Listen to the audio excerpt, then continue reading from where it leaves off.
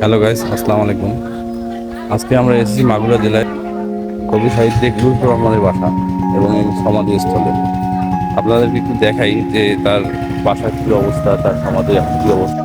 আপনারা দেখেন, দেখলে আপনারা নিজেরা বুঝতে পারবেন কী অবস্থায় আছে আমাদের একজন কবি লুৎফর রহমানের বাসা এবং তার সমাধি। এটা এটা তার সমাধি দেখেন।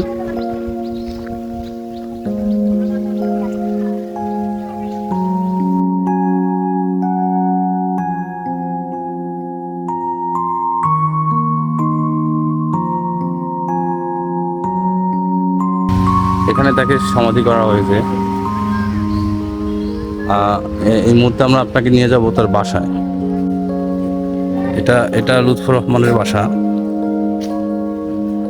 এখানে এখন কেউ থাকে না, তবে আসে দেখাশোনা করার জন্য একজন আছে।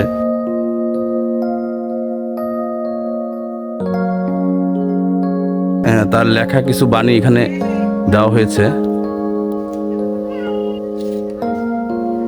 এই বাণীটা একটু পড়েন, সুন্দর কথা লিখেছে।